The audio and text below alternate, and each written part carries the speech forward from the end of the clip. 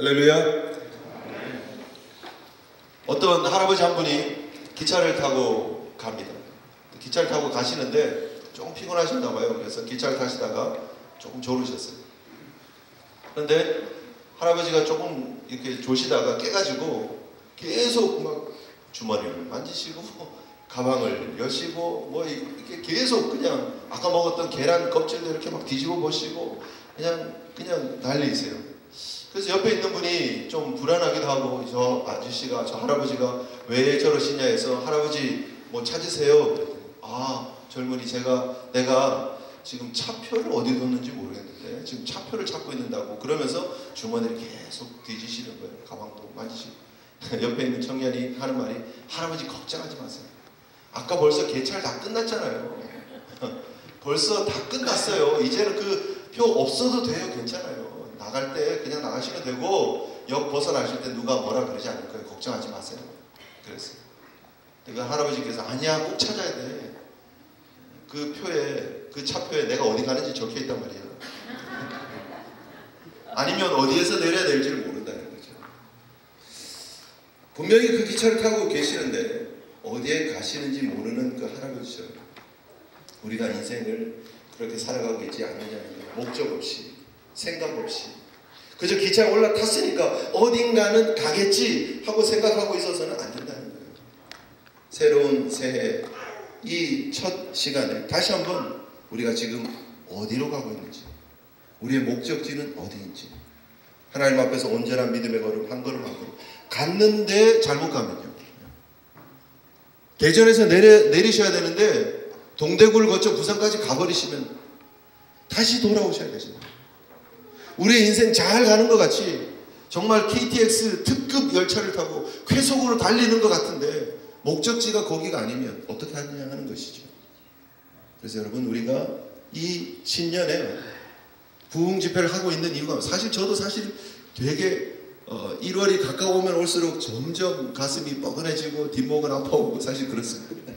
7년째 하니까 더 그 증상이 더 심해지는 것 같아요. 사실 쉽지 않습니다. 그럼에도 불구하고 왜 할 수밖에 없느냐 왜 하고 있느냐 하나님이 주시는 그 목적지를 더 분명히 하기 위해서 우리가 어디를 가고 있는지 왜 가야 되는지에 대한 이유를 분명히 알고 가야 되기 때문에 우리가 이 시간을 하고 있는 줄 믿습니다. 여러분 그런 마음으로 이 자리에 오신 줄 믿습니다. 한 분 한 분 여러분의 마음속에 내 인생의 종착역 나를 부르시는 그분의 부르심 내가 왜 이 길을 걸어가고 이 길 끝에는 누가 나를 기다리고 있는지에 대해서 분명한 목표의식을 가지시고 걸어가시는 저와 여러분 되시기를 축복합니다. 누가 오셨는지 궁금하시죠? 뒤에 계시는 분들이 잘 안 보여서 앞에 계신 분들은 더 그러시라고 생각됩니다. 우리 인사를 하겠는데요. 지금 좌우를 아직 보지 마시고 자,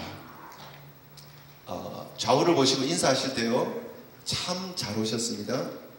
탱글탱글 합시다 이렇게 인사하겠습니다. 자, 좌우를 보시고 자, 참 잘 오셨습니다. 뭐라고요? 네, 탱글탱글 합시다.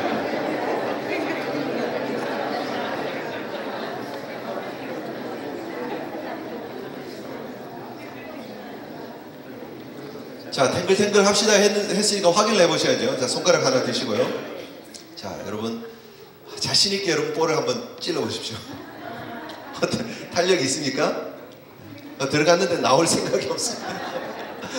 막 볼이 처져 있고 뭐 푸석푸석거리고 뭐 그러면 안 되겠죠. 그죠?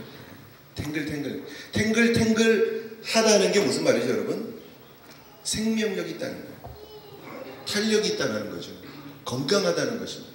우리 어린 아이들 이렇게 볼을 이번에도 금주에 이제 2명의 신생아가 태어났습니다. 아이들 가면 제가 제일 문제 아니고 손 싹 씻고 아이들 볼을 톡 너무 재밌어요.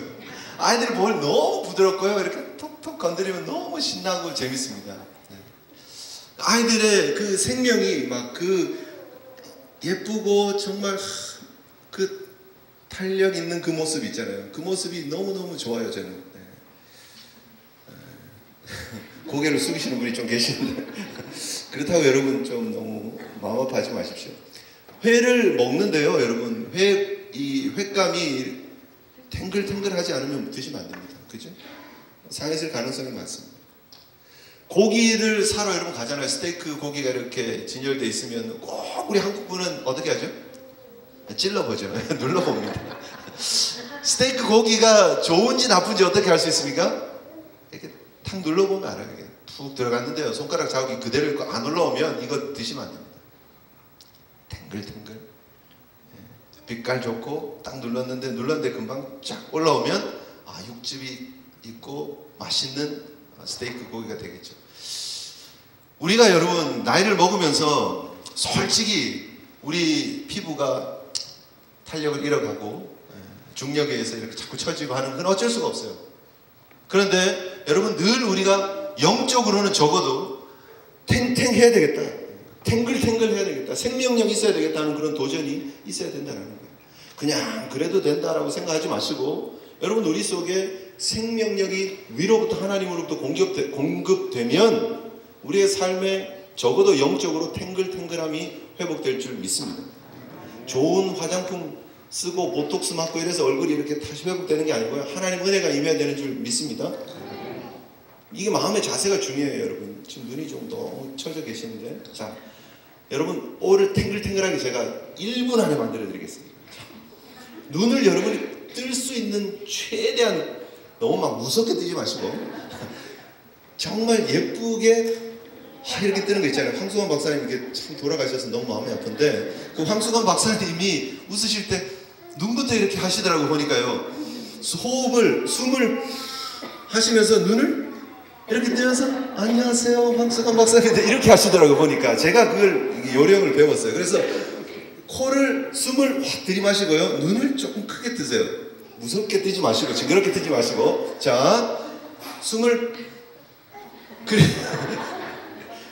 그렇게 하고 눈을 크게 뜨면요 콧구멍이 벌어집니다. 콧구멍이 벌어지면 산소 공급이 많아지고요 우리 얼굴이 조금 힘을 얻습니다. 그리고요 이러면서 여기 광대 있는 이 근육이 이렇게 약간 당겨지게 돼 있어요. 한번 해보세요. 자 시작. 눈이 포인트입니다. 그러면 코도 벌렁거리고 공기는 들어가고, 아 지금 보기 좋습니다. 자 이때 손가락을 다시 드시고 자 찔러보세요. 아까보다 낫죠? 훨씬 나요. 툭 쳐져서요. 오늘 또 무슨 말을 하려고 왜 제일교회는 이런 전통이 있어가지고 신년 첫 주 얼마나 바쁜데 땡스기빙 지나고 크리스마스 지나고 신년 지나고 피로가 누적되어 있는데 이 바쁜 주말에 이렇게 성회를 한다고 목사님 저러시고 목사님 안 피곤하신가 뭐 이런 생각 하실지 모르지만 그런 생각하고 쭉 쳐져 있으면요 탄력이 잃어져요. 그런데요 눈을 무섭게 뜨지 마시고요. 눈 크게 뜨는데 무섭게 뜨면 그건 안 뜨니만 못해요. 그렇게 뜰 거면 뜨지 마시고 눈을 그 돌아가신 황수건 박사님 생각하시면서 이렇게 딱 하시고 저를 딱 쳐다보시고 그러면 여러분 얼굴에 볼에 탱글탱글 생기가 돌아오고 여러분 영적으로도 하나님 앞에 탱글탱글의 기회가 주어질 줄 믿습니다. 아멘도 안 하시고 7년째인데 은혜 받아야 됩니다. 은혜 받으면 탱글탱글. 위로부터 하나님의 은혜의 비가 떨어지면 처져있던 우리 잎들이 다시 살아납니다. 우리 영혼이 다시 소생할 수 있어요. 여러분 여름철에 며칠 집 비우고 떠나가 보신 적 있으시죠? 집을 떠날 때 화분에 플랜트들이 여름이니까 싱싱하잖아요. 그런데 한 3일만 문 닫아놓고 집 떠났다 오면 어떻게 되죠? 특별히 활력수들은 화분 바닥에 그냥 다 쳐져 있더라고요. 그리고 이렇게 만져보면요 잎에 힘이 없어가지고 쭈글쭈글쭈글 하면서 쭉 쳐져 있어요. 야 이거 화분 죽었구나 끝났구나 그렇게 생각되지만 물을 주면 이내 다시 쫙쫙쫙쫙 치고 올라서 딱 올라옵니다. 잎을 만지면 탱글탱글 생기가 있습니다. 여러분 우리 신앙 그래요. 여러분 우리가 이 땅에 살아가면서 하나님의 공급 없이 살아보십시오. 쭉 쳐지고 쭉 마르고 생기 잃고 탄력도 없어요. 근데 하나님의 은혜의 비가 떨어지면 그 다시 힘을 얻는 그 화분의 그 나무의 그 풀의 잎처럼 우리의 영적인 얼굴이 탱글탱글 빛이 날 줄 믿습니다. 하나님 은혜 공급이 있어야 돼요. 그래서 우리가 이 신년 성회를 하는 거예요. 하나님 앞에 여러분 나올 때 여러분 마음의 자세가 중요합니다. 하나님 말씀하여 주시옵소서. 하나님, 제가 올 한 해 말씀 붙잡고 살겠습니다. 하나님 은혜 붙잡고 살겠습니다. 하나님께서 내 인생의 주인 되심을 고백하며 살겠습니다 라고 나올 때에 하나님께서 여러분들을 만나주시고 여러분의 영적인 인생의 잎에 은혜를 부어주실 줄 믿습니다. 그래서 여러분, 은혜 받는 자리는 놓치시면 안 돼요. 물론 여러 은혜 받는 자리가 있고 기회가 있죠. 기도회도 많고 말씀드릴 때도 많고 그렇지만 신년 첫 시간에 우리 하나님 앞에 말씀 받는 이 신년 설교는 저는 참 중요하다고 생각합니다. 네, 개인적으로 저도 정말 기도 많이 하고 준비 많이 하려고 노력하는 그런 성회이기도 하고요. 또 우리에게 한 해 하나님 주신 선물과 같은 이 한 해를 정말 후회 없이 잘 살아야 되잖아요. 그래서 여러분, 이 자리가 너무너무 중요하다. 그래서 여러분, 이 자리에 계신 모든 여러분들은 땡 잡았습니다. 정말 자리가 중요해요. 여러분, 자리가 중요해요. 마음가짐이 중요하고 자리가 너무너무 중요해요. 여러분, 여기 와 있으면 내가 말씀 삼아야지, 그래 주님 붙잡아야지, 이런 도전들이 있잖아요. 여기 아니고 지금 어디 그냥 소파에 앉으셔가지고 지금 뭐 청담동 뭐 이런 거 보고 계신 이런 분은 무슨 말인지도 몰라요. 어떻게 살아야 될지 고민도 없어요. 지금 자리가 참 중요하다는 거예요. 자리가.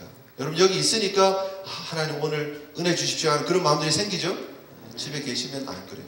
여기 와 있으니까 중요하죠. 그러니까 기왕 여기 이제 오늘 첫날 오셨으니까 매 시간 놓치지 마시고 은혜 자리에 꼭 참석하시고 은혜 받으시기를 주님 이름으로 축복합니다.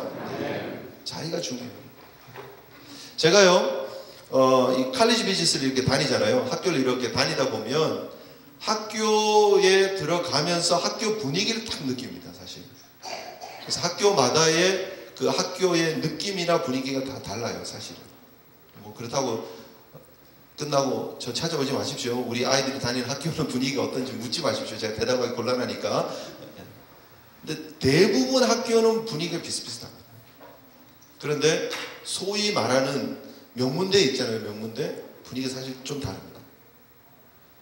제가 학교를 이렇게 다니면서요, 다시 학교로 돌아가서 공부했으면 좋겠다라고 느꼈던 학교들이 있어요. 사실. 소위 말하는 명문대에 들어가면 분위기가 그래요. 제가 하버드 법대를 건물 딱 들어가 봤거든요. 저희 아쉽게도 저희 교회에 아직 하버드 가신 분이 없는데 기도 많이 해야 될 줄 믿습니다. 하버드 법대를 제가 로스쿨을 딱 문 열고 들어갔는데 공기가 다른 것 같아요. 그냥 그게 제 느낌인지 모르지만 딱 들어갔는데 수업 중이었어요. 클래스마다 이렇게 가서 유리창 그 뚫려 있잖아요. 그 속을 이렇게 쳐다봤습니다. 얼마나 막 학생들 눈에서 불꽃이 나오는 것 같아요. 얼마나 열심히 공부하는지 몰라요. 그리고 학기 중이었고 주중이어서 그랬는지 모르지만 그 학교 캠퍼스에 돌아다니는 학생들이 거의 없어요. 그리고 학생을 한 번씩 발견을 하면은요, 그 학생들이 다 뭐 하고 있느냐면 다 책 펴가지고 공부하고 있어요. 와, 정말. 그런데 제가 그 학생들의 모습을 보면서요, 클래스에 수업 듣는 학생들, 또 라이브러리에서 공부하는 학생들의 모습을 보고 제가 느꼈던 도전이 뭐냐면 공부하고 싶다. 그런 도전이 있더라고요. 공부 저도 사실은 좀 지겹게 했거든요. 사실은 열심히 후회 없이 할 정도로 했어요. 그런데 또 공부하고 싶더라니까요. 거기 가서 학생들이 공부하는 모습을 보니까. 그런데 또 어떤 학교는 가보면은요, 학교 주변이 카페로 쫙 있고요. 그냥 뭐 옷가게, 뭐 신발가게, 이 도시 안에 있는 학교들은 대부분 그런 경우 많습니다. 그런데 그런 학교들 가서 보면 또 무슨 느낌이 있느냐면, 저 카페 들어가서 커피 한잔 했으면 좋겠다, 이런 생각들을. 커피를 한잔 쫙 하면서 명상을 하면서 뭐 이런 게 있잖아요. 그런 분위기를 보면, 그런 자리에 들어가면 나도 그랬으면 좋겠다 하고 느끼더라고요. 심지어 목사도. 그래서 여러분, 우리가 어떤 자리에 가 있느냐가 너무너무 중요하다는 거예요. 성도들이 어떤 자리에 가 있느냐가 너무너무나 중요합니다. 여러분의 2012년에 여러분의 걸어갔던 걸음걸음들, 여러분이 있었던 자리들, 여러분 흔적들을 점검해 보면 내가 누구인지를 알 수 있습니다. 그저 우리가 하루아침에 만들어지는 게 아니에요. 내가 누구인가는 내가 걸어갔던 흔적들을 통해서 발견할 수 있어요. 확인할 수 있어요. 그래서 감사한 것은 여러분, 2013년은 아직 소망이 있습니다. 왜요? 첫 시간에 여러분이 말씀의 자리에 이렇게 와 있기 때문에. 하나님 은혜로 말씀으로 출발하시는 저와 여러분 되시기를 주님 이름으로 축복합니다. 네. 자, 오늘 본문을 보면 우리가 이제 엘리야를 보려고 하는데요. 우리 17장 1절 우리 같이 한번 읽겠습니다. 1절을 같이 한번 읽겠습니다. 같이 읽습니다. 시작. 길르앗에 우거하는 자 중에 디셉 사람 엘리야가 아합에게 말하되 내가 섬기는 이스라엘 하나님 여호와께서 살아계심을 두고 맹세하노니 내 말이 없으면 수년 동안 비도 이슬도 있지 아니하리라 하니라. 아멘이십니까? 여기에 오늘 우리가 받을 도전들이 사실 담겨 있습니다. 많이 담겨 있습니다. 제일 중요한 도전이 바로 이것입니다, 여러분. 길르앗에 우거하는 자 중에 디셉 사람 엘리야라는 사람이 혜성같이 등장합니다. 성경에 보면은요, 수많은 기적이 벌어지는 그런 시대가 있어요. 그런데 사실 그렇게 많지 않습니다.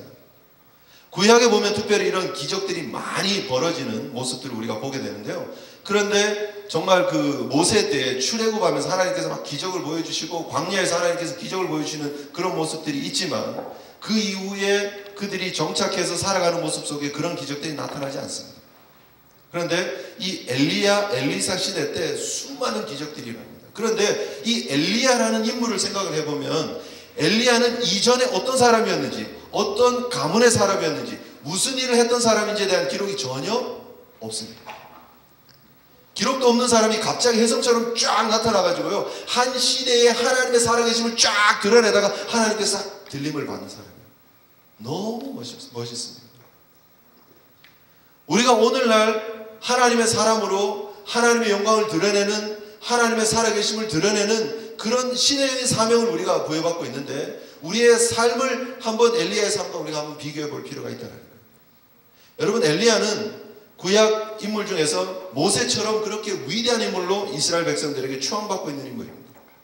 그런데 이 엘리야가 우리에게 주고 있는 도전은 우리 한 사람 한 사람, 하나님의 사람 모두가 다 엘리야와 같은 삶을 살 수 있다입니다. 아멘이십니까? 아멘. 이렇게 나올 줄 알았어요. 우리가 어떻게 내가 엘리야 같은 삶을 살 수 있어 라고 말하지만 사실 성경이 우리에게 주고 있는 도전이 바로 그거예요.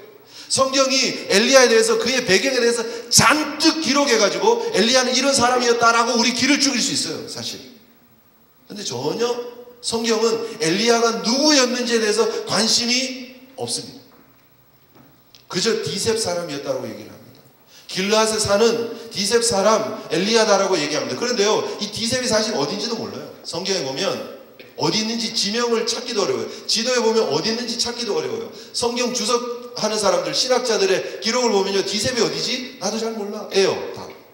주석가들 주석을 보면 다 그래요. 제가 오늘 지도를 딱 보여주고 여기가 디셉입니다 이러고 싶은데 디셉이 어딘지 몰라요, 사실. 그냥 요단 동편 어디쯤일 거라고만 생각을 해요.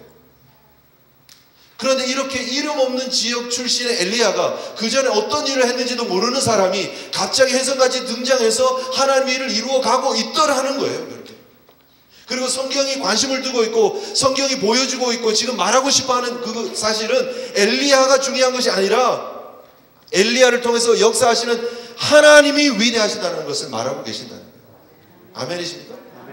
올 한 해 여러분을 통해서 하나님은 큰 일을 하실 것입니다. 내가 위대해서가 아니라 나를 통해 역사하시는 하나님이 위대하시기 때문에 그 하나님이 여러분을 통해서 역사하실 줄 믿습니다.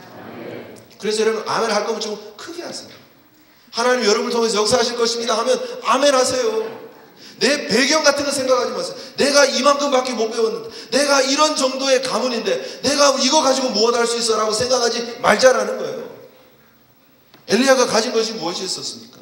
엘리야가 내세울 것이 무엇이 있었습니까? 아무것도 없었어요. 그런데 그에게 하나님이 임재하셨고 그가 하나님을 통해서 붙잡혔기 때문에 하나님의 엘리야를 통해서 하나님의 역사를 이루시다라는 것입니다.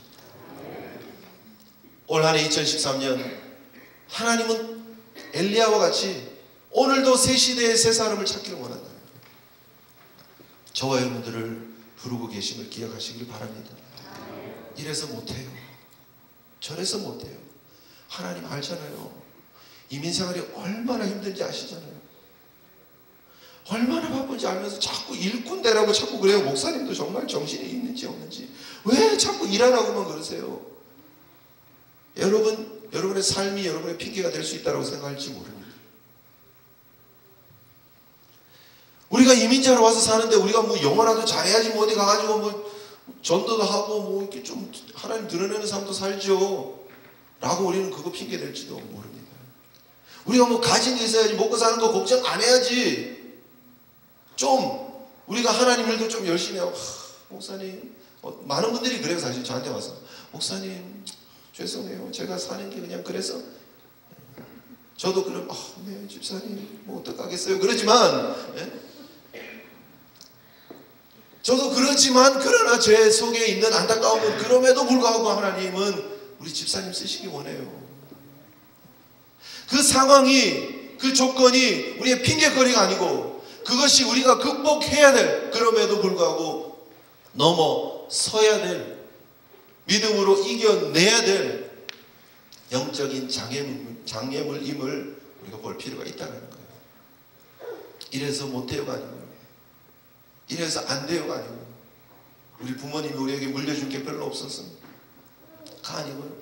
핑계대는 신앙이 되지 않고 하나님 주신 그 자리에서 묵묵히 충성할 수 있는, 그래서 하나님 이렇게 충성하기를 원합니다 라고 나아갈 수 있는 저와 여러분 되시길 주님 이름으로 축복합니다. 오늘 본문이 우리에게 처음으로 주고 있는 도전이 바로 그것입니다. 길르앗에 우거하는 자 중에, 우거한다라는 거는요, 지나가는 나그네처럼 머문다는 이런 말이에요, 사실은. 그래서요, 엘리야 보면 아무것도 내세울 게 없는 사람이에요. 그것도 사마리아에 살았던 사람이 아니에요. 지금 당시에 배경을 보면요, 이렇습니다. 이스라엘이 북이스라엘과 남유다로 갈라져 있는 상황이에요. 북쪽의 10지파들이 북이스라엘을 이룬 그런 상황이에요. 그리고 북쪽의 수도가 사마리아예요. 남쪽은 예루살렘이고. 그런데 이 사마리아가 아니고, 사마리아에서 요단을 건너서 요단 동편의 길르앗에 거하는 사람이에요. 변방 사람이에요. 시골 사람이에요. 근데 이 시골 사람이 어디 사람이라? 진짜 깡촌 출신이에요. 깡촌 디셉이라는 데서 길르앗에 와 있는 사람이에요. 그런데 이 사람이 지금 사마리아로 치고 들어가가지고 하나님의 살아계심을 드러내고 있다는 거예요. 여러분, 우리 출생, 우리의 배경, 우리의 가진 것, 이런 거 가지고 이야기할 필요가 없다는 거예요. 하나님이 쓰시고자 하시면, 하나님의 손에 붙잡히기만 하면 오늘도 우리가 이 시대에 하나님의 살아계심을 드러낼 수 있는 하나님의 사람이 되는 줄 믿습니다. 중요한 건 이거예요, 여러분. 오늘 본문에 이제 간단하게 엘리야를 소개를 하고요. 그 엘리야가 누구에게 갔다고요? 아합에게 갔다고요. 아합은요, 못돼도 진짜 못된 놈이에요. 남유다 그리고 북이스라엘로 갈라졌어요. 이 사실은 그 분열 왕국의 초기입니다. 그런데 초기 얼마 안 됐는데요, 벌써 7왕이 쑥 지나가 버렸어요. 7째 왕이. 북쪽은요, 좋은 왕이 하나도 없어요. 나쁜 왕 시리즈인데요, 그 나쁜 왕 중에서도 정말 탁월한 나쁜 왕이에요. 나쁜 왕 이러면요, 여로보암 이렇게 말할 수 있는데, 여로보암은 비교도 안 되는 왕이에요. 자, 여러분 잠깐 가서 보시죠. 16장 한번 보시겠습니다. 16장 29절 이하에 보면 배경이 다 나옵니다.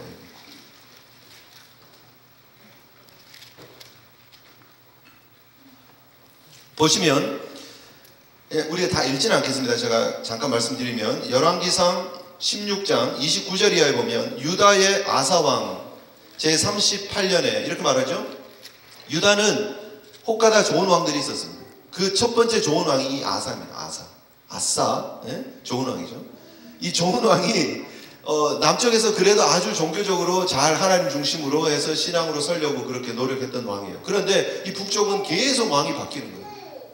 그런데 그 왕이 누구냐면 지금 아합 왕이에요. 사마리아에서 22년 동안 이스라엘 다스린 이 왕이에요. 그런데 30절 보세요. 30절 같이 읽겠습니다. 시작. 오므리의 아들 아합이 그의 이전의 모든 사람보다 여호와 보시기에 악을 더욱 행하여 느밧의 아들 여로보암의 죄를 따라 행하는 것을 오히려 가볍게 여기며 시돈 사람의 왕 엣바알의 딸 이세벨을 아내로 삼고 가서 바알을 섬겨 예배하고 사마리아에 건축한 바알의 신전 안에 바알을 위하여 제단을 쌓으며 또 아세라 상을 만들었으니 그는 이전에 이스라엘 모든 왕보다 심히 이스라엘 하나님 여호와를 노하시게 하였더라. 이렇게 말하고 있습니다. 이 배경입니다, 여러분. 엘리야가 나타나는 이 시대의 배경이 어떠하느냐면, 엘리야는 북이스라엘에서 활동하던 선지자입니다. 그런데 이 북이스라엘의 모습이 얼마나 악하냐면, 아합이라는 왕이 나타나서 모든 북이스라엘을 아주 그냥 영적으로 침체하게 어둡게 만들어버리는 그런 시대였다는 거예요. 여로보암은 잽도 안 되게, 우리말로 그죠? 잽도 안 되게, 비교도 안 되게 완전히 정말 악의 최정수를 달려가고 있는 나쁜 왕으로 지금 이름을 올리고 있어요. 아합 하면 진짜 나쁜 왕이에요. 더 말할 필요가 없어요. 더 말할 필요가 없어요. 그런 시기에 이 아합이 누구랑 결혼을 하느냐면 이세벨이라는 여자를 만나서 결혼을 합니다. 여러분 지도를 한번 잠깐 보실까요? 여러분 성경을 한번 맨 뒤로, 여러분 가진 성경, 제가 가진 성경하고 똑같다고 보시고 맨 뒤에 보시면 지도가 있어요. 지도 보면 여러분 갈릴리 어딘지 아시죠? 갈릴리 한번 찍어 보십시오. 갈릴리가 있고 그 밑으로 강이 흘러갑니다. 요단강이죠. 그 밑에 무슨 호수가 있죠? 사해가 있습니다. 사해. 자, 갈릴리를 찾아가 보십시오. 갈릴리 호수. 왼쪽으로 쭉 가면 해안이 있죠. 그게 바로 지중해입니다. 해안에서 위로 쭉 가다 보면 뭐가 나오죠? 도시가 두로 있죠. 보이십니까? 두로를 타고 또 쭉 올라가시면 지도 맨 끝에 무슨 지명이 나오죠? 시돈이라는. 두로와 시돈이라고 하는 이 지역, 이게 도시국가인데요. 이 시돈의 왕의 딸 이세벨과 정략 결혼을 합니다. 이 지역이 염색 기술이 발전합니다. 그리고 해안 도시잖아요. 무역이 왕성한 지역이에요. 그래서 경제적으로 괜찮은 지역이에요. 그러니까 그쪽 지역의 딸하고 정략 결혼을 하는 거예요. 아합이. 솔로몬 왕 이후에 있었던 그 불행한 전철을 또 이 아합이 그대로 반복하는 거예요. 그런데 이 이세벨이 결혼하면서 오면서 그냥 와서 이스라엘 백성들의 그 종교대로, 그 믿음대로 살아가면 좋을 텐데 이 여인이 혼수로 가지고 온 게 뭐냐면 바알과 아세라예요. 바알이라고 하는 종교를 가지고 이스라엘 땅으로 들어오는 거예요. 시집을 오는데 혼수에 바알이라고 하는 걸 가지고 오는 거예요. 그때 당시에 농경사회에 풍요로움을 상징하고 있는 바알, 모든 풍성함을 제공할 수 있는 신 바알을 데리고 와서 그리고 신전을 만들고 그 속에서 섬기는 일을 하는 거예요. 그리고 이스라엘의 국교가 바알교로 바뀌었습니다. 지금 상황이 그래요, 여러분. 이 잘 생각해야 됩니다. 이게요, 17장 1절에 엘리야가 나타나서 아합에게 가서 이렇게 선포를 했구나, 이거는 아니에요. 사실 너무너무나 드라마틱한 상황이에요. 이 상황이 너무너무나 암울한 상황이에요. 이 상황은요, 종교적으로 정말 하나님의 살아계심을 드러낼 수 없는 상황이에요. 모든 나라가 종교적으로 정말 썩었어요. 완전 망가졌어요. 그리고 모두가 다 바알을 섬기고 있는 때예요. 바알 신전을 만들어 놓고 왕이랑 그 제사장들이랑 같이 밥 먹고 있는 그런 때예요. 모든 백성들이 다 바알을 섬기는 그런 때예요. 그런데 그때에 지금 엘리야가 딱 나타나요. 엘리야가 나타나서 당신들이 섬기고 있는 이 바알이 아닙니다를 얘기를 하고 있는 거예요. 지금 이 나라가 이렇게 흘러가는데 이렇게 흘러가면 안 됩니다를 얘기를 하는 거예요. 온 시대가 다 썩어져 가지만 그 썩어져가는 세대를 향해서 이것이 틀렸습니다를 외치고 있는 거예요. 왕 앞에서. 이게 결코 쉬운 일이 아니에요. 그럼에도 불구하고 하나님은 무명의 엘리야를 들어서 쓰셔서 하나님의 일들을 이루어 가시더라는 거예요. 하나님 이 시대에 하나님의 사람을 이렇게 부르고 계시는 줄 기억하시기를 바랍니다. 그리고 저와 여러분들이 이 거룩하고 엄청난 이 일을 위해서 하나님 앞에 쓰임 받아야 되는 하나님의 백성임을 여러분 꼭 기억하실 수 있기를 바랍니다. 무엇인 것을 가능하게 하느냐는 거예요. 우리 다시 1절에 가서 보면 아합에게 뭐라고 얘기를 합니까? 자, 우리 같이 한번 읽어보겠습니다.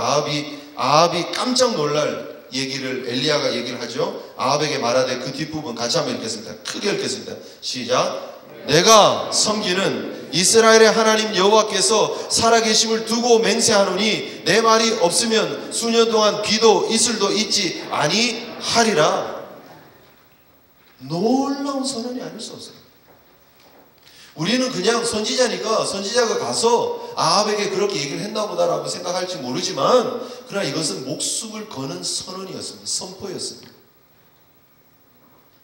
온 시대가 다 바알을 섬기고 있는 그때에 아합이라고 하는 정말 극악무도한 왕이 통치하고 있는 그때에 이세벨이라고 하는 정말 무서워도 이렇게 정말 무서운 여왕이 없을 때, 그 왕비가 없을 때 그때에 아합 앞에 가서 담대하게 얘기를 합니다. 온 세상이 다 바알을 섬길지라도 나는 이렇게 고백하는 거예요. 내가 섬기는 하나님을 얘기하는 거예요. 내가 섬기는 하나님. 제가 아까 시작할 때 하나님은 여러분들을 통해서 하나님의 큰일을 이루시길 원하십니다 할 때 여러분 아멘 하셨죠? 처음에는 약하게 했고 두 번째는 억지로 시키게 했죠. 했잖아요. 그리고 여러분 마음속에 그래 나도 쓰임받았으면 좋겠다는 그런 마음이 있죠. 지금도 아멘 안 하면 이거는 설교를 하지 말라는 얘기랑 똑같습니다. 그런 마음이 있죠. 성령님께서 여러분 마음속에 도전을 주세요. 그래 나도 이렇게 살지 말자. 좀 하나님 영광 드러내는 좀 살자. 세상이 어떻게 흘러가든 나는 그게 아니라고 좀 말하면서 살자. 살아있는 물고기처럼 물이 흘러가는 그 흐름대로 따라가지 말고 거슬러 가면서 좀 살아보자 하는 그런 마음이 있지요. 그렇다면 내가 섬기는 하나님에 대한 고백들이 있어야 된다는 거예요. 내가 만난 하나님에 대한 고백들이 있어야 된다는 거예요. 그거 없으면 절대 우리가 하나님 앞에 쓰임받지 못합니다. 내가 들었던 하나님 가지고 그런 사명 감당할 수 없어요. 목숨 걸 수 없어요. 그게 진짜인지 긴지 민지 모르잖아요. 우리만. 그게 맞기는 맞는 거야? 이런 생각 가지고는 아무 일도 할 수 없다는 거예요. 그런데 이 엘리야가 가서 그렇게 담대하게 말할 수 있는 이유가 무엇입니까? 내가 섬기는 온 세상은 그래야 할지라도 내가 섬기는 하나님이 살아계시는데 그 하나님을 두고 내가 맹세한다는 거예요. 그런 담대함이 저와 여러분 가운데 있어야 되는데 그 담대함의 근거는 내가 만난 하나님에 있다는 거예요. 오늘 이 저녁 여러분 하나님 만나지 않으면요 올 한 해 여러분 제가 보장할 수 없습니다. 여러분의 삶 속에 내가 하나님 만나는 경험이 없으면 나의 하나님을 고백할 수 없으면 나의 하나님을 선포할 수 없으면 크리스찬이라고 말할 수 없습니다. 진짜 아이러니는 이거예요 여러분. 엘리야는요, 엘리야가 여러분 무슨 뜻이에요? 엘리야? 여호와는 나의 하나님이다 이런 뜻이에요. 엘리야 멋있잖아요. 여호와는 나의 하나님이다. 엘리야는요 그 이름 값하고 살았어요. 이름 값하고 살았어요. 근데 진짜 안타까운 건 뭐냐면요 이스라엘이 그때 당시에 엘리야를 제외하고 오바댜를 제외하고 숨어있는 선지자들 제외하고 나머지는 다 이스라엘이란 이름을 걸지만 이스라엘이 아닌 삶을 살았어요. 이스라엘은 하나님과 겨루어 이겼다는 뜻이에요. 하나님의 백성이라는 뜻이에요. 그런데 그 이름에 걸맞지 않게 이스라엘이 바알을 섬겼다. 이건 말이 안 되는 얘기예요. 앞뒤가 안 맞는 얘기예요. 이스라엘이 엘의 하나님을 섬겨야죠. 어떻게 이스라엘이 바알을 섬기냐는 거예요. 말이 안 되잖아요. 이름에 걸맞지 않잖아요. 그런데 하나님은 엘리야와 같은 이름에 걸맞는 시대의 한 사람들을 부르시길 원한다는 거예요. 저와 여러분들에게 오늘 주고 있는 도전이 바로 이것입니다. 여러분 우리가 누구예요? 성도예요. 우리가 누구예요? 크리스찬이에요. 크리스찬. 그리스도를 따라가는 작은 예수예요. 그 이름에 좀 걸맞게 살아가자는 거예요.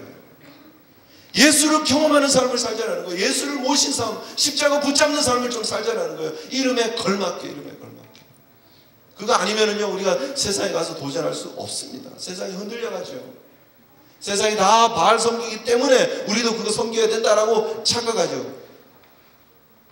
그러나 하나님을 경험하면, 내가 섬기는 하나님에 대한 확신이 있으면 세상 그 누구 앞이라도 당당하게, 앞에서 당당하게 내가 섬기는 하나님을 선포할 수 있다는 거예요. 여러분 그래서 하나님 만나셔야 돼요. 부흥의 자리에 와서 앉아있다고 해서 하나님 만난 거 아니에요. 안타깝지만 교회에 출석하고 있다고 해서 여러분 하나님 만난 거 아니에요. 하나님 만나시기를 주님 이름으로 축복합니다.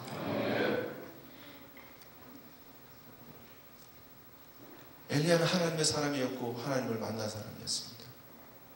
어떻게 그게 가능합니까? 기도의 사람이었기 때문에. 오늘 한 해 여러분들에게 드릴 수 있는 도전은 하나님 만나시기를 바라고요. 그리고 그 하나님 만나기 위해서 기도하시기를 바랍니다. 엘리야는 우리와 성경이 같은 사람이었습니다. 그런데 그가 하나님께 기도했더니 3년 6개월 동안 비가 오지 않았고 하나님께 기도했더니 다시 비가 나오고 비가 내려오고 열매를 맺는 그런 회복의 역사가 있었다라고 야고보서는 기록을 하고 있는 거예요. 비결은 여기 있습니다. 하나님 앞에 엎드려 기도하는 거예요.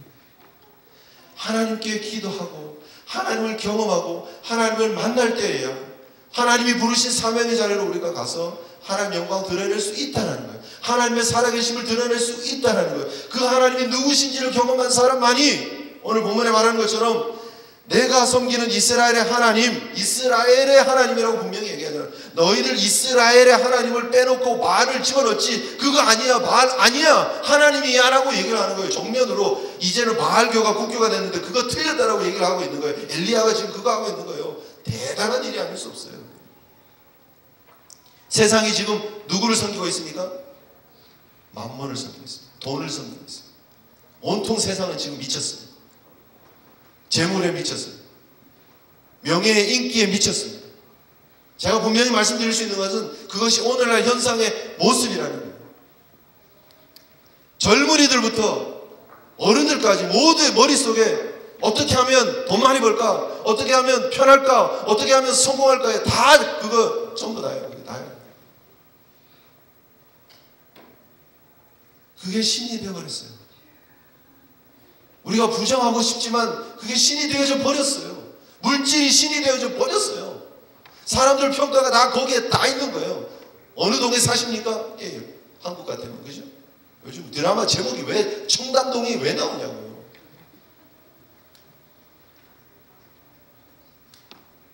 그게 우리가 사는 시대예요. 너 몇 평 아파트 사니? 아이들이 이야기해야 될 얘기예요, 그게? 그 아픈 그런 열매들을 맺게 한 기성세대들, 함께 그 속에 휩쓸려가고 있는 우리들, 이민사회에 살고 있지만 똑같은 가치관으로 살아가고 있는 우리들이 다시 한번 생각해야 될 것이 무엇이냐면 내가 섬기는 이스라엘의 하나님을 기억해야 된다는 거예요. 내 인생의 하나님이 주인이십니다. 내 인생의 하나님만이 이스라엘의 주인입니다. 하나님의 백성의 주인입니다 라고 하는 고백들이 있어야 될 줄 믿습니다. 그거 아니면 안 돼요. 그거 아니면 안 돼요. 우리 어린 친구들이 SNS 이런 거 하시고 소셜 네트워크 합니다. 왜 하는지 아세요? 인정받아요. 만족을 얻으려고. 내가 글 하나 올리면 수많은 친구들이 와서 댓글을 달아주고 라이크 탁탁탁 좋아요 눌러주고 그러면 내 주변에 이렇게 많은 친구들이 나를 생각하고 있구나. 나는 좀 꽤 괜찮나 봐. 다른 친구가 글 올렸는데 라이크가 10개인데 나는 12개예요. 그럼 그게 기분 좋은 거예요. 사람들이 인정받고 싶어하는 거. 그게 그게요 그냥 인터넷상에 올라가 있는 것일 뿐이지 똑같아요. 그게 우리의 모습이라는 거예요.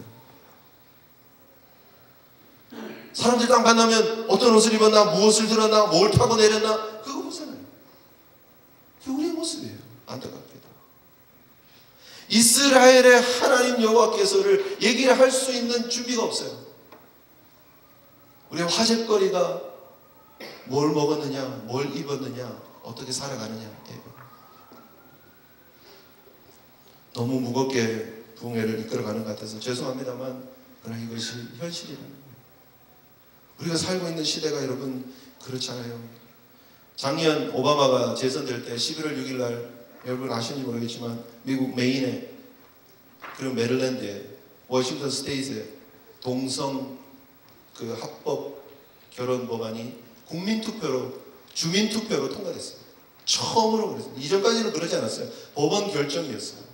근데 지금요 사람들이 주민들이 투표를 해서 통과됐어요.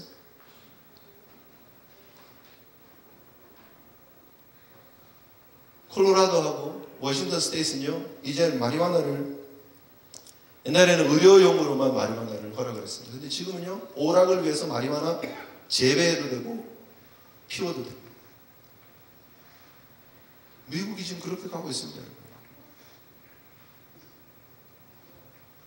바알을 섬기고 있는 그 시대와 같이 물질 섬기고 있는 그 시대와 같이 자기 오락을 위해서 쾌락을 위해서 달려가는 그 시대와 같이 지금 시대가 그렇게 흘러가고 있어요. 하나님이 우리에게 주고 있는 도전은 이 시대를 향해서 하나님의 살아계심을 드러내는 하나님의 사람이 되라라는 거예요.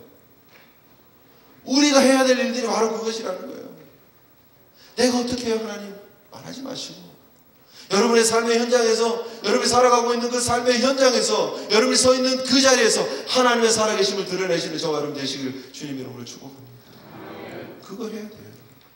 학생이십니까? 공부하는 그 학교에서 하나님 살아계심 드러냈어요. 좀 다른 가치관을 가지고 있는 사람들이 있다라는 것, 하나님의 사람들은 이렇게 산다라는 것, 크리스찬들은 이렇게 산다라는 걸 좀 보여주자라고요. 너무 그냥 세상의 흐름 속에 똑같이 흘러가고 있지 않느냐. 세상이 나고 내가 세상이고. 여러분, 점점 하나님 앞에서 우리가 하나님을 드러내는 그런 담대한 믿음으로 살지 않고요, 쫄아있는 신앙으로, 세상 앞에 기죽어 있는 신앙으로 살고 있지는 않느냐는 거예요. 하나님 우리에게 원하시는 것이 무엇입니까? 다윗처럼 너는 칼과 창과 단창으로 내게 나오지만 나는 만군의 여호와의 이름, 곧 내가 모욕하는 이스라엘 군대의 하나님 이름으로 내게 나아가노라. 하나님 앞에 좀 그런 담대함을 우리가 보여주자는 거죠. 하나님이 지금 찾고 있는 이 시대의 다윗과 같이, 이 시대의 엘리야와 같이 하나님의 영광을 드러낼 수 있는 거룩한 하나님의 백성들이 돼야 되지 않겠느냐는 거예요. 그거는 목사님들이 하시고, 그거는 장로님들이 하시고, 그거는 신앙생활 좀 오래 하시는 모태신앙들이 하시고, 모태신앙은 못해요. 여러분들이 해야 돼요. 내가 해야 돼요. 누가 할 수 있는 게 아니에요. 내가 다 같이 그 자리를 지켜가면서 하는 거예요. 그게 우리의 사명이에요. 하나님이 그 한 사람을 찾고 계신다니까요. 우리 제일교회 온 성도들이 하나님의 그 기대에 부응하고 합당하게 설 수 있는 당당한 하나님의 사람들 되시길 축복합니다. 같이 하자고요. 같이. 이제는 핑계대지 마시고 하나님 부르신 그 부르심 앞에 나아갈 수 있는, 여러분 얼마나 당당해. 내 말이 없으면 진짜 대단하다. 내가 말 안 하면 비도 안 오고 이슬도 안 떨어진다는 거예요. 좀 그랬으면 좋죠. 왜 내 말이라고 말할 수 있어요? 내가 하나님의 사람이니까. 엘리야가 자기 드러내려고 그러는 거 아니에요. 우리가 이 땅에서 우리 드러내자는 얘기 아니에요. 내가 하나님의 사람이니까. 나는 하나님과 합한 사람이니까. 나는 예수와 연합한 사람이니까. 내가 당신 축복하면 당신 축복받습니다. 내가 하나님의 이름으로 당신을 축복하면 당신 축복받습니다 라고 당당하게 좀 그렇게 살자라고요. 하나님의 뜻은 이것입니다 라고 좀 당당하게 좀 살자고요. 기죽고 쫄아 있지 마시고, 하나님 주신 자긍심을 가지고, 하나님 주신 은혜에 대한 그런 자신감을 가지고 좀 나가자고요. 더 이상 우리가 주변인으로, 더 이상 우리가 예수는 믿지만 그냥 기죽어 있고 눈치 보는 그런 신앙으로 머물지 말고, 예수를 믿는데 내 개인의 구원, 내 개인의 편안함, 내 개인의 만족, 내 자랑 드러내기 위한 그런 고민에만 골몰하지 마시고요. 그것이 진짜라면, 나의 거룩함이 진짜라면, 나의 살아계신 하나님을 경험한 것이 진짜라면 그것이 세상에서 드러날 수밖에 없잖아요. 드러나는 게 정상이잖아요. 하나님 만났는데 어떻게 그거 속이고 삽니까? 내가 구원의 확신이 있는데 그거 어떻게 속이고 삽니까? 세상에서 여러분 살아가는 그 모습이 어떻게 보면 여러분 진짜 하나님을 경험한 그 농도, 그 진하기만큼인지 몰라요. 사실 우리가 너무 하나님을 대충 만나가지고 세상에서 대충 하나님 보여주고 사는지 몰라요. 솔직히 말씀드립니다. 세상에 꺾을 수 없는 확실함이 있어요. 세상에 꺾을 수 없는 담대함이 있어야 됩니다. 그것이 하나님이 원하시는 믿음의 모습이라는 거예요. 저와 여러분의 삶 가운데 하나님이 부르신 그 부르심 앞에 응답하시고 반응할 수 있는 저와 여러분 되시길 주님 이름으로 축복합니다. 거룩한 성도는요, 용감한 성도입니다. 자, 한번 같이 하죠. 거룩한 성도는 용감한 성도다. 시작. 거룩한 성도는 용감한 성도다. 누구 용감한 성도가 따로 있는 게 아니에요. 누구는 그렇게 할 수 있고 누구는 못하고, 난 성격이 안 돼서. 아니에요, 여러분. 하나님 앞에 거룩한 성도는요, 하나님 앞에 용감한 성도입니다. 오늘날 이 시대에 용감한 성도가 없다라는 말은요, 그만큼 하나님 앞에 거룩한 성도가 부재한 모습이 아닌가 생각해 봐야 됩니다. 내가 하나님 앞에 정말 이것저것 따지지 않고 목숨 걸고 나갈 수 있는 그런 자세가 안 되었다면 내가 정말 하나님 목숨 걸고 사랑하나? 라고 생각해 볼 필요가 있다는 거예요. 이것저것 계산하고 따지십니까? 그게 내 신앙의 수준인지 몰라요. 새로운 한 해 신년 여러분 믿음으로 또 출발하는 한 해입니다. 제가 여러분들에게 하나님 붙잡으십시오, 하나님 복 주실 겁니다, 뭐 그런 얘기 할 수 있어요 사실. 근데 이게 시대가 너무 악해요. 제가 그런 얘기하고 넘어갈 때가 아니에요 지금. 하나님 앞에 우리 결단해야 됩니다. 일어서야 됩니다. 여러분 우리가 신앙생활 하면서요, 내 안위, 내 만족, 내 자랑 그거에 너무 취해 있어요. 세상에 하나님이 여러분들을 보내시는 이유를, 세상에 하나님께서 하나님이 찾으시는 한 사람을 찾고 계시는가, 하나님의 눈 빠지는 그 소망을 우리가 채워갈 수 있는, 우리가 그 하나님을 기쁘게 해드릴 수 있는 그런 모습들이 우리 가운데 필요하다는 거예요. 올 한 해 여러분들을 다시 새해로 부르신 하나님의 이 뜻은요, 올 한 해는 제발 나를 드러내는 삶을 살아가는 거예요. 나를 드러내는 삶을 살아가. 그러면 내가 책임진다예요. 아멘이십니까? 책임진다는 좋아하시네요. 나를 드러내라, 나를 붙잡아라, 그럼 내가 책임진다. 하나님이 그릿 시냇가로 엘리야를 보냅니다. 하나님 책임진다. 우리 이 부분은 내일 생각할 겁니다. 하나님 책임진다는 거예요. 그래서 대책 없이 하나님 우리 부르시고요, 앞으로 이렇게 막 밀어놓고 네가 알아서 해라 그러지 않으세요. 하나님 우리의 삶에 하나님께서 얼마나 세심하게 붙잡으신지 아세요 여러분? 내일 거 예고편 잠깐 말씀드리면 까마귀가 여러분, 까마귀가 어떤 동물이에요? 성경에 까마귀가 나타나면 별로 좋은 거 아니에요 사실은. 우리는 까마귀가 막 먹이가 좋다 이러면 그거 막 좋아가지고 아이고 고기도 갖다 주고 떡도 갖다 주고 좋겠다 그러지만, 하나님의 관심은 까마귀에 있는 것도 아니고요, 하나님의 관심은 어떻게 먹였다에 있는 것도 아니고요, 내가 있으면 내가 이 일을 한다는 거예요. 까마귀는 부정한 짐승입니다. 왜 하필 하나님 까마귀를 사용하셨을까? 까마귀는요 본성이 되게 강한 동물입니다. 죽은 시체를 뜯어먹는, 자기 욕심을 위해서만 뜯어먹는 그런 동물입니다. 그런데요, 그 까마귀의 입을 주장하셔서 자기 목구멍으로 넘기지 않게 하고 그거를 집어서 엘리야에게 갖다 주게 하죠. 궁금하시죠? 내일 계속하겠습니다. 오늘 우리가 이 저녁에 기억해야 될 것은 이것입니다. 여러분, 내가 만난 하나님이 누구신가? 내가 섬기는 하나님이 누구신가? 그리고 그 하나님이 나를 통해서 이루시려고 하는 일들이 무엇인가? 하나님 앞에 여러분 그것을 간절히 소망할 수 있는 저와 여러분 되었으면 좋겠습니다. 새로운 한 해 우리에게 또 열렸습니다. 그죠? 우리 욕심 위해서 달려가는 삶이 아니고 내가 어떻게 하면 엘리야처럼 이름 낼까? 그거 아니에요 여러분. 하나님은 엘리야 이름 내려고 엘리야 세우신 거 아니에요. 내가 어떻게 하면 엘리야처럼 기적적인 삶을 살까? 하나님의 관심이 기적에 있는 것도 아니에요. 하나님의 관심은 나를 좀 드러내라에 있는 거예요. 엘리야는 아무것도 아니에요. 여러분 엘리야가 만약에 무덤이 있었으면 큰일 날 것 같아서 하나님 엘리야를 이렇게 들고 데려서 그냥 데리고 올리신 것 같아요. 모세처럼. 무덤 어디 있는지 몰라야 되니까. 하나님의 관심 거기 없어요. 하나님의 관심 우리의 영웅 만드는 게 아니에요. 우리가 이 땅에 영웅 되자 그런 얘기 절대 아니에요. 우리의 삶을 통해 하나님을 드러내는 삶을 살자는 거예요. 하나님 마음이니까. 제일교회 성도들이 제일 되는 비결이 무엇입니까? 하나님 붙잡는 거예요. 하나님 드러내는 거예요. 내 삶을 어느 부분을 찔러도 나의 삶에는 하나님만 드러나야 된다. 여러분 가정에서 하나님 드러나야 됩니다. 여러분 직장에서 하나님 드러나야 됩니다. 여러분 일터에서, 여러분이 하고 있는 사업에서 하나님이 드러나고 하나님이 영광 받아야 돼요. 내가 사업 잘했더니 내 사업이 잘됐다, 많은 이익을 남겼다, 내가 종업원이 몇 명이다, 그게 중요한 게 아니에요. 하나님이 드러나고 있느냐는 거예요. 내 삶을 통해서 하나님 드러나고 있는 거예요.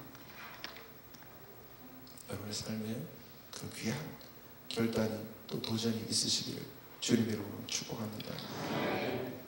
여러분 우리는요 엄청난 사람이에요. 엄청난 사람이에요. 저와 여러분이 깨닫지 못할 정도로 엄청난 사랑이에요. 만유의 주가 되시고, 그죠? 우주를 창조하신 그 주분, 그분이 우리의 하나님 됐어. 그리고 우리가 그분의 자녀예요. 심심하면 한 번씩 이런 뉴스가 나옵니다. 지난 5월에요. 작년 5월입니다. 작년 5월에 3,274억 원을 남긴 구리광산 부호가 있습니다. 뉴스 보신 분 계십니까? 104세였습니다. 돌아가실 때 104세에 구리광산 부호 위게트 클라크라고 하는 여인이 있었습니다. 그런데 그녀가 3,274억을 남겼습니다. 유산으로. 엄청난 재산이 있었습니다. 집도 막 큰 호화저택 5개, 1억 5천이 넘는 그런 집들, 1억 5천만 불입니다. 7,900만 불이 넘는 주식, 신탁기금, 돈이 엄청 많아요. 엄청 많아요. 근데 그녀가 죽으면서 자기 손주뻘 되는 사람에게 6.25%를 남겼습니다. 6.25%. 그게 19밀리언입니다. 1,900만 달러.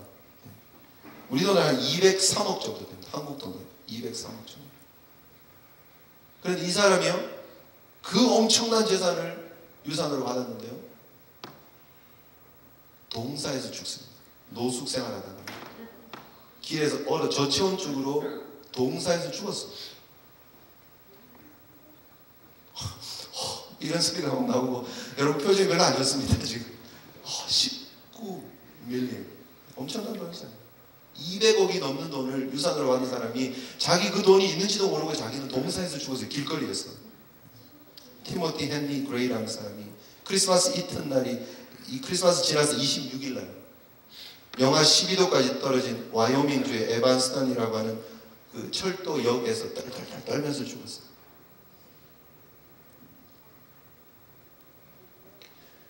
엄청난 유산을 받았는데요, 몰라요. 진짜 웃기는 얘기는 그것입니다. 이 죽은 그레이라는 사람은요, 자기에게 그런 게 있는지도 몰라요. 사실 누가 더 안타깝습니까? 신문 기사를 본 우리가 더 안타깝다. 그 200억 아깝다. 우리만 안타깝고 속상해요. 왜요? 옆에서 보니까 다 보이니까. 우리만 속상하고 답답한 거예요. 그 사람은 죽어서 몰라요. 없었고 평생 노숙자였고 200억 본 적도 없고 생각한 적도 없고 그냥 죽은 인생이에요. 그런데 우리는 다 보이잖아요. 우리는 다 알잖아요. 안타깝잖아요. 스토리를 다 알면 안타까운 거예요, 여러분.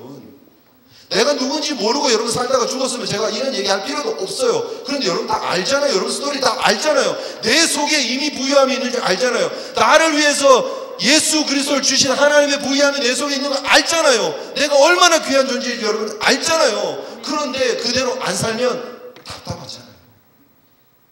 안타깝잖아요. 부끄럽잖아요. 내가 누군지 아는데, 내가 누군지 알아야 되는데, 내가 어떻게 살아가야 되는지 다 아는데, 그게 다 거시적으로 보면 다 보이는데, 여러분 그거 알면서 그렇게 못 살면 안타깝잖아요. 하나님 너무너무나 자비로우셔서 2013년을 또 주셨어요. 신년 부흥성회 할 때마다 제가 이런 말씀을 드립니다. 7번째입니다, 지금. 이번에는 좀 바뀌어보자. 내년에는 정말 여러분 잘 사셨습니다. 그냥 이렇게 keep going 하십시오. 그것만 하고 내려왔으면 좋겠어요. 내년 설교 때는 여러분 지금까지 너무 잘 사셨어요. 2013년은 정말 짱이에요. 2014년도 짱하죠. 그냥 끝! 그리고 부흥회 끝냈으면 좋겠어요. 여러분 지금까지만 하세요. 하던 것처럼만 하세요. 이랬으면 좋겠어요. 하나님 앞에서 우리가 받은 게 너무 크잖아요. 믿음으로 반응하시는 우리 귀한 제일 성도들 되시길 주님의 이름으로 축복합니다. 우리 기도했으면 좋겠어요. 그냥 또 다른 기도가 아니라